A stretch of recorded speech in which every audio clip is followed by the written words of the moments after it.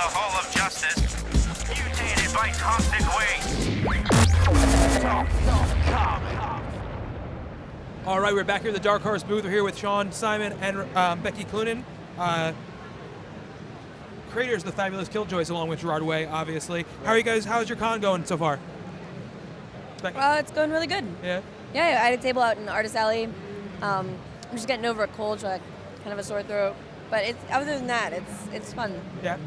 How you doing? Good, man. It's very crowded. Yeah, you know? yeah. It's extremely crowded. It's hard to get around. Yeah. So It's funny, on Thursday it takes you about like 5 minutes to get from Artist Alley probably up here. Right. Now it's like at least 10 to 15 minutes yeah, to get absolutely. there. Yeah, totally. Yeah. So how has the reception been to Fabulous Killjoys on your end?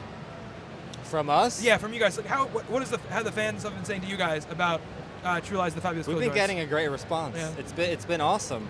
You know, especially for being this long since it's been announced till finally coming out. Yeah, it's been very positive. Awesome. You know? Yeah, that was like I was really scared because it's been so long and everyone's like anticipating it. And then it's like when the first issue was coming out, I couldn't sleep that night. I had like the worst anxiety. I was like, everybody's going to hate it. But no, it's been good. So first issue, that was the most nerve-wracking. Awesome. So what has it been like? Obviously, it's a new concept, right? Because it's kind of it's inspired by the music, you know, but it's not like a concept of the actual record. You know, it's got its own thing going on. What is it like, kind of taking that inspiration and going from there? First of all, on the art side, and then on the writing side. Well, it was like the comic. Wow, 5 years ago when you guys thought of it. Yeah, I think so. Yeah, like 5 years ago. And then they announced it at it's like 2009 at San Diego. Was it 2000? Yeah. I keep thinking about it. I don't remember. It's been so long.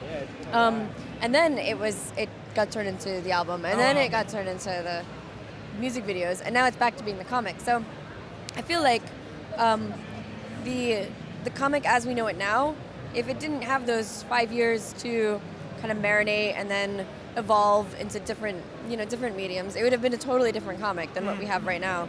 So what we have is like a continuation of all that, and it's been informed by the videos and the music, and you know, I'm trying to like, you know, I'll go in and watch the videos and like pause it at crazy scenes to see what's in the background and try to draw that stuff in. So there's a lot of like Easter eggs in there for people who are like really into, you know, big fans of the band and big fans of the world that they created, like the world building aspect of it. Right. But then also we try to make it so that if you're not familiar with it, you can pick it up and still enjoy the story. But you know, there's different like levels. It's like an onion. Yeah. So that's interesting. See, now we started the site we're doing only a couple of years ago, and I've really relatively new to being engrossed in the comic book world, so I didn't even know that it was conceived as a comic and then came to the album. Right. So what was that like for you, as a co-writer, as a co-creator, the journey that it's taken in these preceding years? Like Becky said, it was a totally different concept. I mean, a lot of the themes were there, a lot of the ideas and the characters were there. It was a different story. So then after, like Becky said, the record, the comic influenced the record, and then the record influenced ultimately the comic. Mm-hmm. So it was this cool kind of, this cool progression, you know? Mm-hmm. So that's it, really. Yeah. So, and for you, Becky, at your table in Artist Alley, you have all these great, mini comics and comic exclusive stuff. I sold out. You sold out. They're gone. Well, you kind of answered my question about that, so I guess your reaction has been very good to those things. Yeah, right? yeah. No, they fly,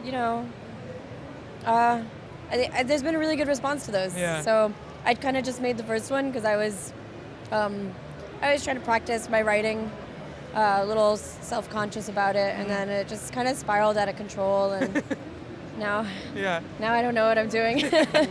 They've taken over, so. And you released them on Comixology Submit as right. well. How's the response been there? The Submit stuff is crazy. Yeah. Those guys have been really good at like helping to promote my stuff too. The fact that it's so accessible, I knew getting it into that, into people's hands, like it would reach so many more people than I could ever. And I don't really know anything about the digital market, so it's all new to me. They're kind of just holding my hand and walking me through it. Yeah. But it's like the numbers for Comixology Submit have been crazy. Awesome. Crazy. That's great to hear. Yeah. And I'm in a position right now too where I can direct people to it, and like if I send out a tweet, like X many people will see it. Right.